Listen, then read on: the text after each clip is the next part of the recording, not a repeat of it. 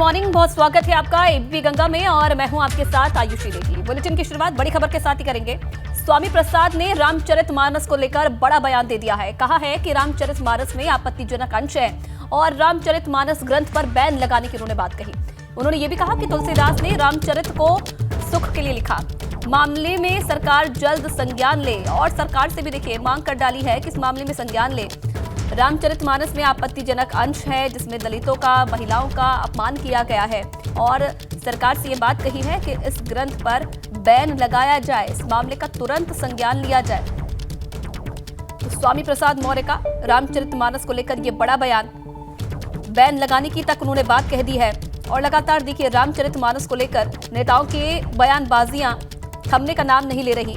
अब स्वामी प्रसाद मौर्य ने रामचरितमानस को लेकर बयान दे दिया है। उनका कहना है कि रामचरितमानस में आपत्तिजनक अंश है जिसमें महिलाओं का, दलितों का और कई वर्गों का अपमान किया गया है और इसलिए मैं सरकार से मांग करता हूं कि जल्द से जल्द इस पर बैन लगाया जाए। यहां तक कि रामचरितमानस को ग्रंथ मानने से भी स्वामी प्रसाद मौर्य ने इनकार कर दिया। सरकार से मांग की है कि जल्द से जल्द इस ग्रंथ को बैन किया जाए।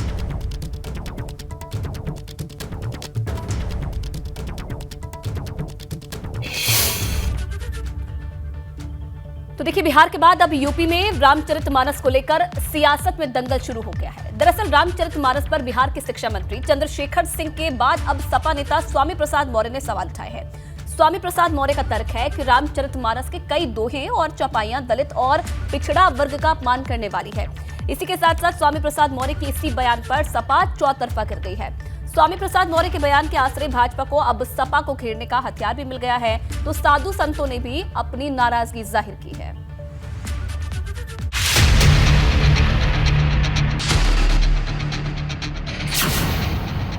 सपा के स्वामी ने खोला विवाद का अध्याय।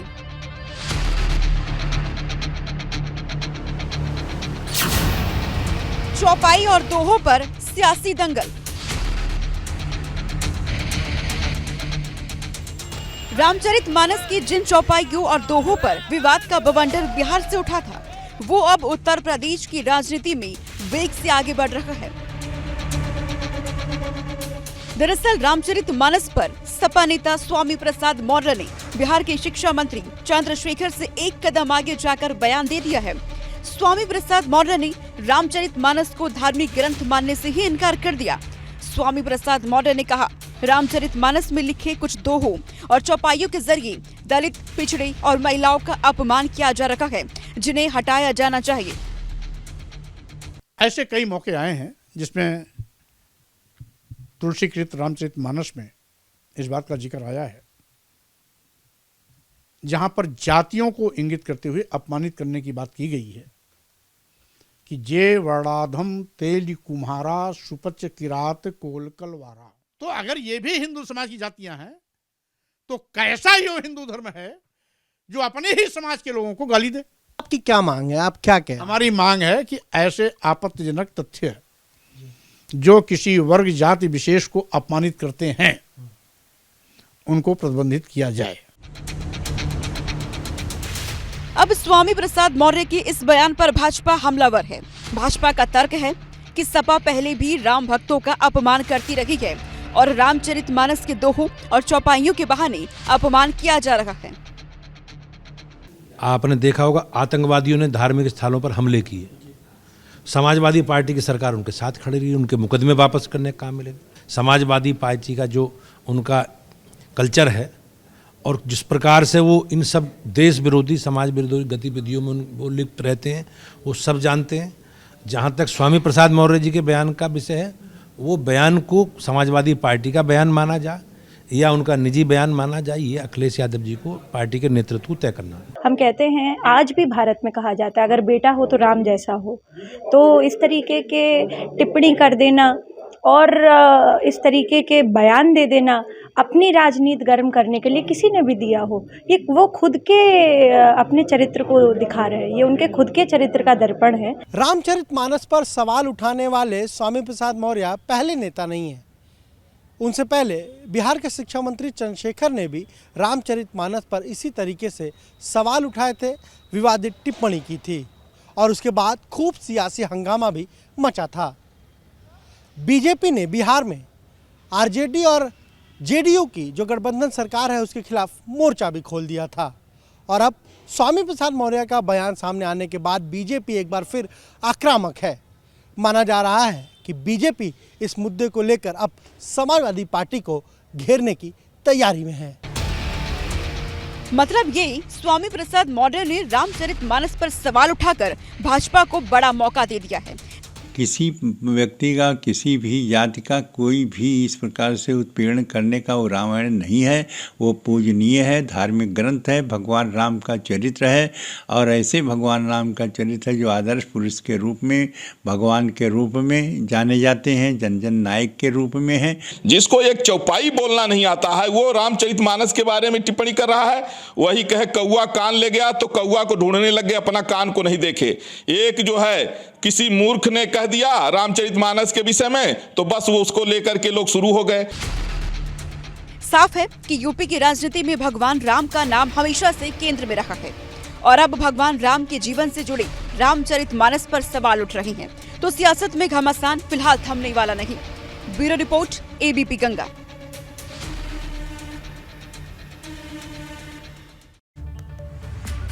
अब लखनऊ से खबर आपको बता दें, जहां मुख्यमंत्री योगी आदित्यनाथ ने बैठक की है। लखीमपुर, रायबरेली, सीतापुर के जनप्रतिनिधियों की बैठक, विकास योजनाओं के क्रियान्वयन की जानकारी इनसे ली गई है। बैठक में जनप्रतिनिधियों से सीएम आदित्यनाथ बोले हैं कि आत्मनिर्भर यूपी में जनप्रतिनिधियों की बड़ी भूमिका होनी चाहिए। तो देखिए, लगातार जो जिलों के जनप्रतिनिधि हैं उनके साथ बैठकों का दौर जारी है और विकास योजनाओं के क्रियान्वयन की अधिकारियों से जानकारी ली, जनप्रतिनिधियों से जानकारी ली।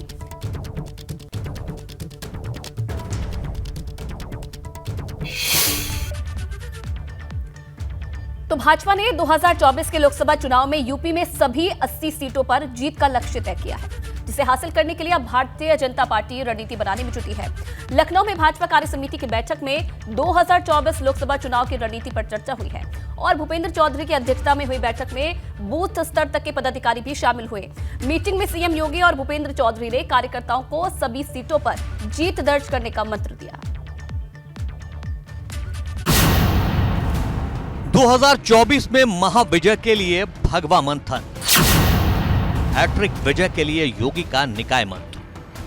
2024 के लोकसभा चुनाव के लिए भाजपा का लक्ष्य यूपी के सभी 80 सीटों पर जीत दर्ज करने का है। इस लक्ष्य को हासिल करने के लिए रणनीति क्या हो, इस सवाल पर लखनऊ में भाजपा की प्रदेश कार्य समिति की मैराथन बैठक हुई। मीटिंग में सीएम योगी आदित्यनाथ और पार्टी पदाधिकारियों के अलावा करीब 700 कार्यकर्ता शामिल हुए। बैठक को संबोधित करते हुए भाजपा प्रदेश अध्यक्ष भूपेंद्र चौधरी ने साफ लफ्जों में संदेश दिया कि आने वाले वक्त में प्रदेश में निकाय चुनाव होने हैं, सहकारिता समितियों के चुनाव होने हैं, फिर लोकसभा चुनाव है। हमें किसी भी चुनाव में हारना नहीं है। तो अलग अलग हमारे कार्यक्रम अभियान हैं, जो कार्यक्रम पुराने चल रहे हैं उनकी समीक्षा हम लोगों ने की है और आगामी कार्य योजना की दृष्टि से हम लोगों ने अपने कार्यकर्ताओं के साथ मिलकर कार्य योजना बनाई है। उसमें लोकसभा चुनाव भी है, नगर निकाय चुनाव भी है, एमएलसी का चुनाव भी है और हमारे संगठनात्मक कार्यक्रम, हमारी वैचारिक कार्यक्रम जो नियमित रूप से चलते हैं वो कार्यक्रम है। भाजपा ने 2024 के लोकसभा चुनाव में 71 सीट जीती थी। वहीं 2019 के लोकसभा चुनाव में भाजपा को 62 सीटों पर जीत मिली। विधानसभा चुनाव के बाद हुए उपचुनाव में रामपुर और आजमगढ़ सीट पर भाजपा ने जीत दर्ज की। अब भाजपा की नजर सभी 80 सीटों पर है, साथ ही आने वाले निकाय चुनाव पर भी। भाजपा प्रदेश कार्य समिति की बैठक में निकाय चुनाव में हो रही देरी के लिए भूपेंद्र चौधरी ने विपक्ष को जिम्मेदार ठहराया। भूपेंद्र चौधरी ने कहा कि विपक्षी दल आरक्षण के नाम पर परिवार का हित साधना चाहते हैं। वहीं सीएम योगी ने कार्यकर्ताओं को सरकार की उपलब्धियों को संवाद के जरिए जनता के सामने रखने का संदेश दिया। साथ ही कहा विधानसभा चुनाव के बाद विजय का सिलसिला बरकरार है, जिसे निकाय चुनाव में भी जारी रखना है। पूर्वानुमानों को दरकिनार करते हुए फिर भारतीय जनता पार्टी के कार्यकर्ताओं के परिश्रम से आदरणीय प्रधानमंत्री मोदी जी के मार्गदर्शन और नेतृत्व में भारतीय जनता पार्टी ने दोनों उपचुनाव में विजयश्री प्राप्त करके फिर से अपनी विजेता की भूमिका को बरकरार रखा। दरअसल 2014 के लोकसभा चुनाव से भाजपा की जीत का जो सिलसिला शुरू हुआ है उसे भाजपा ने सिर्फ जारी रखना चाहती है, बल्कि 2024 के लोकसभा चुनाव में 2014 के लोकसभा चुनाव से आगे बढ़ना चाहती है, जिस पर समाजवादी पार्टी तंज कस रही है। जनेश्वर मिश्र की पुण्यतिथि पर भाजपा के मिशन 80 पर अखिलेश यादव से सवाल किया गया तो उन्होंने साफ कहा, हो सकता है कि इस बार भाजपा सभी 80 सीटों पर हार जाए। इस बार हो सकता है 80 सीटें हार जाए। जो ये कहती हो पार्टी कि हम बरसों बरसों रहेंगे, याद कीजिए यही कहते थे ना कि 50 साल राज करेंगे, और वो लोग 400 दिन की बात कर रहे थे और आज तो 2 दिन चले गए 398। उनके राष्ट्रीय अध्यक्ष को कम से कम 2 मेडिकल कॉलेज देखने जाने चाहिए। साफ है कि 2024 के लोकसभा चुनाव से पहले सियासत की बिसात उस छोर तक बिछाई जा रही है जहां सपा हो या फिर भाजपा, दोनों के लिए राह आसान नहीं होने वाली। Bureau report, ABP Ganga. अब लखनऊ से बड़ी खबर आपको बता दें, जहां शिक्षक स्नातक एमएलसी चुनाव की तैयारियों में भारतीय जनता पार्टी जुटी हुई है। भूपेंद्र चौधरी एमएलसी चुनाव की खुद कमान संभाल रहे हैं और भूपेंद्र चौधरी आज मुरादाबाद में कार्यकर्ताओं से मुलाकात भी करेंगे। शिक्षक स्नातक एमएलसी चुनाव के लिए रणनीति तैयार की जाएगी। तो 30 जनवरी को चुनाव होना है, जिसकी तैयारी में भाजपा जुटी है। तो यूं तो अखिलेश यादव समाजवादी पार्टी के उत्तराखंड प्रदेश प्रभारी अब्दुल मतीन के घर पर वैवाहिक कार्यक्रम में शिरकत करने पहुंचे थे, लेकिन मीडिया से मुखातिब होते हुए न सिर्फ उत्तराखंड में पार्टी को मजबूत करने के लिए उन्होंने रणनीति पर बात की, बल्कि जोशीमठ आपदा और भर्ती घोटालों के बहाने उत्तराखंड की भाजपा सरकार पर भी तीखा वार किया। अखिलेश यादव ने साफ लफ्जों में कहा कि भाजपा यूपी से आई थी और अब यूपी से जाएगी।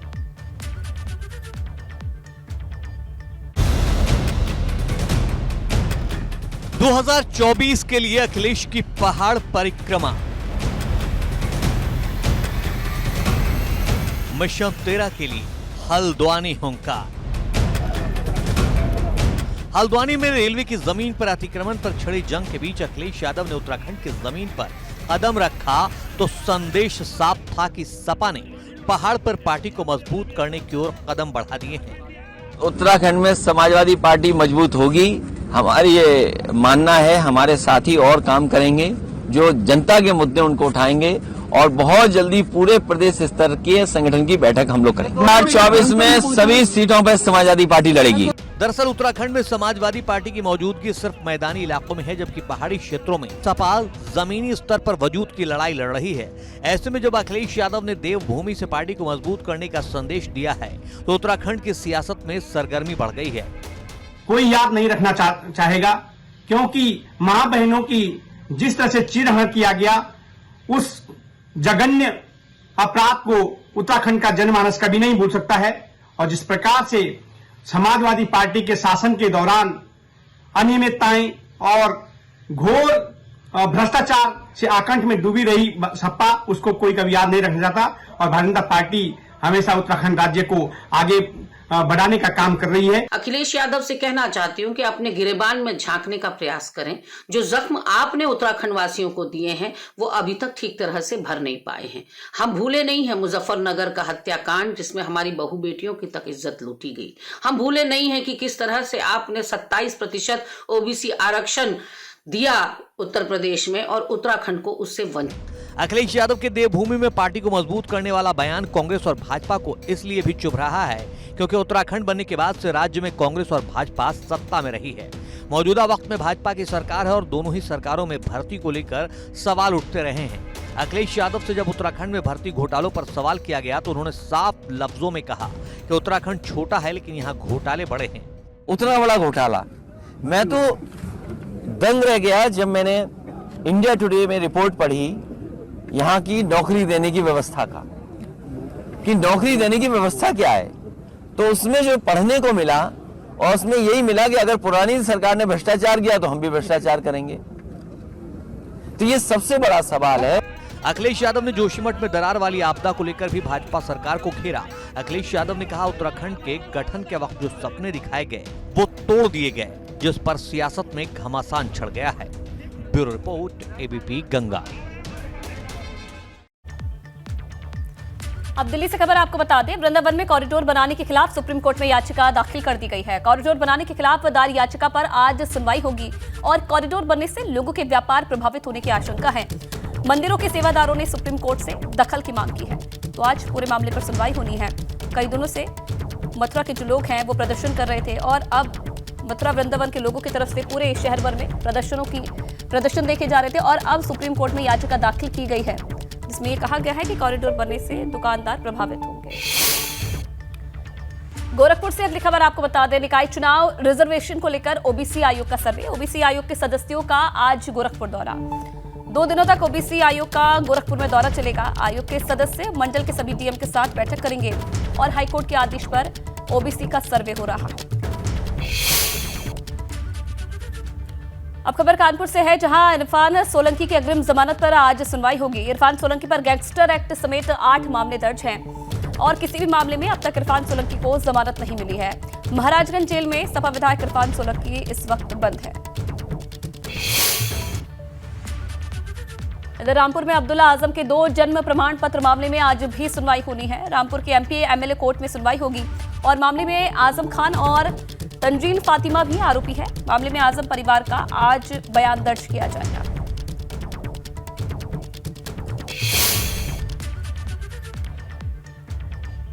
इधर उत्तर प्रदेश में रोडवेज बस का सफर महंगा होने वाला है। साल 2020 के बाद अब साल 2023 में रोडवेज का किराया बढ़ने जा रहा है। इस बार किराया 25 पैसे प्रति किलोमीटर प्रति यात्री की दर से बढ़ने की तैयारी है और ऐसे में यात्रियों को 100 किलोमीटर तक बस में सफर करने पर करीब 25 रुपए ज्यादा किराया देना पड़ेगा। और आपको ये भी जानकारी दे दें कि फिलहाल साधारण बस का किराया 1 रुपये 5 पैसा प्रति किलोमीटर प्रति यात्री है, जो कि बढ़कर अब 1 रुपये 30 पैसा प्रति किलोमीटर हो जाएगा। और शासन को भेजे गए किराया बढ़ोतरी के पत्र को मंजूरी मिलने के बाद प्रस्ताव बोर्ड के पास भेजकर नए किराए दर को लागू किया जाएगा।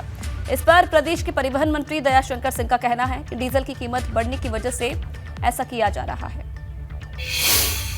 देखिए, अभी हम लोग चर्चा कर रहे हैं क्योंकि जब किराया आज से 3 वर्ष पहले 2020 में बढ़ा था, उस समय डीजल 60 रुपया था। अब डीजल जो है 90 रुपया के करीब हुआ है, तो एक बहुत बड़ा अंतर जो है आ रहा है। और परिवहन निगम को तो अपने रिसोर्सेज जनरेट करना पड़ता है, तो एक बहुत लंबा जो है एक गैपिंग है डीजल का।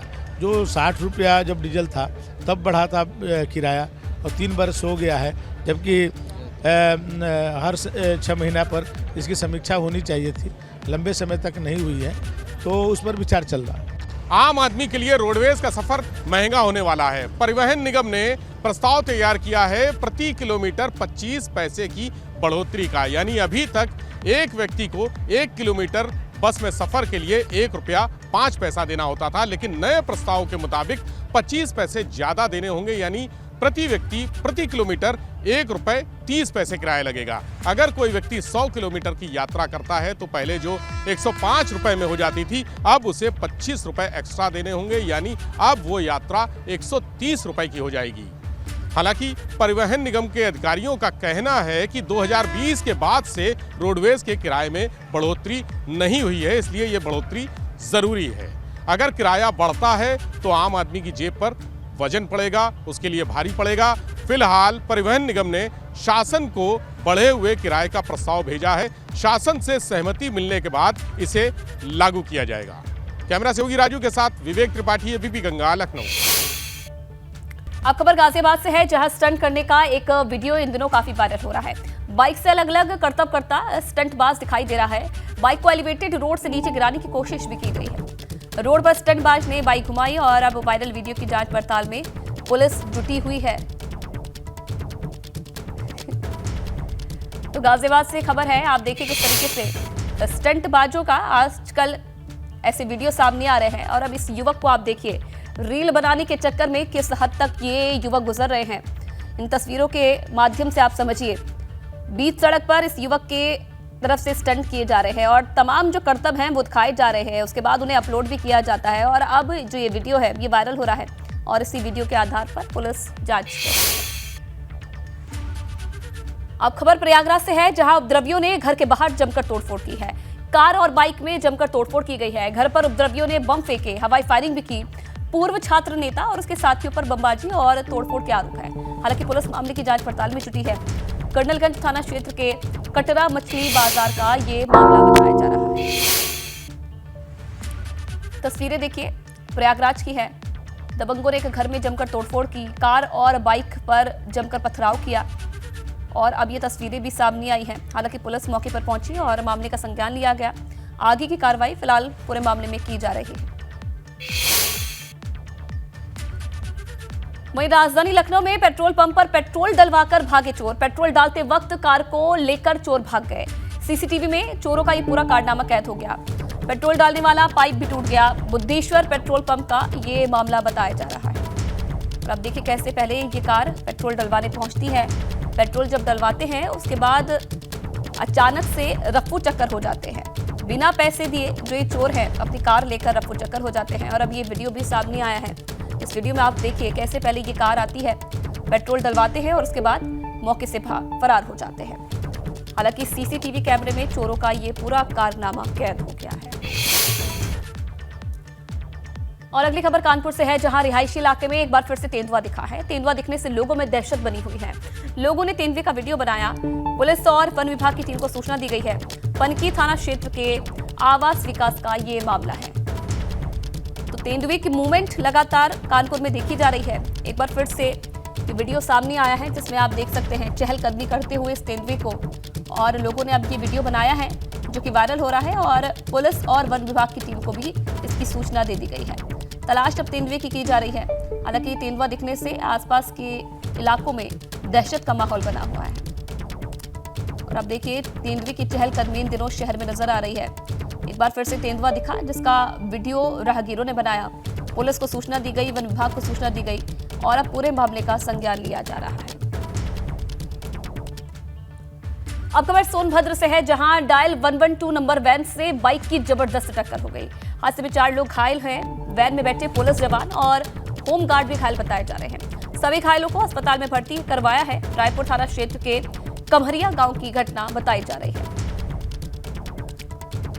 तो डायल 112 नंबर पीसीआर वैन से बाइक सवारों की टक्कर हो गई जिसमें 4 लोग घायल बताए जा रहे हैं। तो कानपुर में विकास दुबे कांड में जितना 8 पुलिस कर्मियों को मारने वाले विकास दुबे की चर्चा नहीं है, उससे ज्यादा चर्चा विकास के शूटर अमर दुबे की पत्नी खुशी दुबे को लेकर रही। खुशी दुबे सुप्रीम कोर्ट के आदेश पर शनिवार की रात को कानपुर देहात जेल से रिहा हो गई है। 2 साल बाद खुशी रिहा होकर जब अपने घर पहुंची तो उसके घर वालों की खुशी का ठिकाना नहीं रहा। लेकिन अब कानपुर पुलिस ने खुशी दुबे के घर के आसपास चारों तरफ सीसीटीवी कैमरा लगा दिया है। लेकिन हैरानी की बात यह है कि सभी कैमरे रात को अंधेरे में लगाए गए हैं।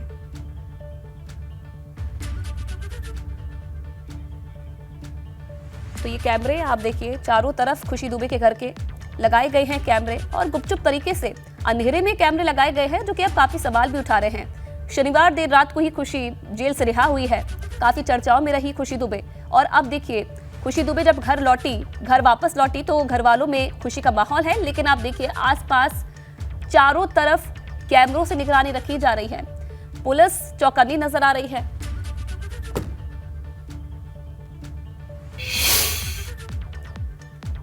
अब खबर पीलीभीत से है, जहां 2 शातिर बाइक चोरों को पुलिस ने गिरफ्तार किया है। आरोपी ने चेकिंग के दौरान पुलिस पर फायरिंग कर दी और पुलिस ने बदमाशों को पकड़ लिया है।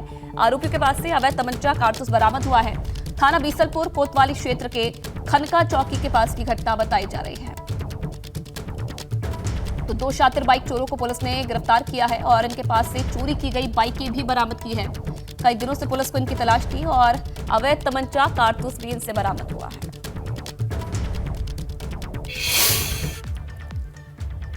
इधर कानपुर में दिल्ली सुल्तानपुरा कांड की पुनरावृत्ति, कार चालक ने टक्कर के बाद 1 किलोमीटर स्कूटी को घसीटा है। फजलगंज पुलिस ने दौड़ाकर कार चालक को पकड़ लिया है। हादसे में घायल हुई स्कूटी सवार 2 युवतियां। फजलगंज थाना क्षेत्र के गोविंदपुरी स्टेशन पुल का ये मामला बताया जा रहा है।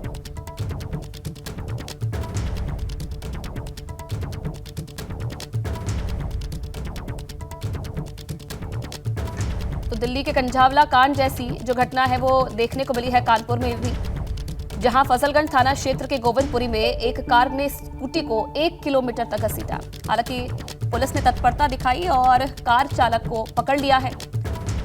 1 किलोमीटर तक स्कूटी को घसीटा गया और आप देखिए किस तरीके से इस स्कूटी को घसीटा गया। उसके बाद अब कार चालक को गिरफ्तार कर लिया गया है। अगली खबर कानपुर देहात से है, जहां तेज रफ्तार डीसीएम डंपर और ट्रक की आपस में भिड़ंत हो गई। ओवरटेक करने के चक्कर में यह बड़ा हादसा हुआ। हादसे में 4 लोग गंभीर घायल बताए जा रहे हैं। हालांकि घायलों को अस्पताल में भर्ती करवाया है। कानपुर देहात के रनिया थाना क्षेत्र की घटना बताई जा रही है। तो ओवरटेक करने के चलते यह बड़ा हादसा हो गया, जहां हादसे में 4 लोग गंभीर घायल बताए जा रहे हैं। निजी अस्पताल में इन्हें भर्ती करवाया गया है। ओवरटेक करने के चलते यह हादसा हुआ, ये बताया जा रहा है। तेज रफ्तार में डीसीएम था जिसने डंपर और ट्रक को टक्कर मार दी। आपस में इनकी भिड़ंत हो गई जिसमें कई लोग घायल बताए जा रहे हैं।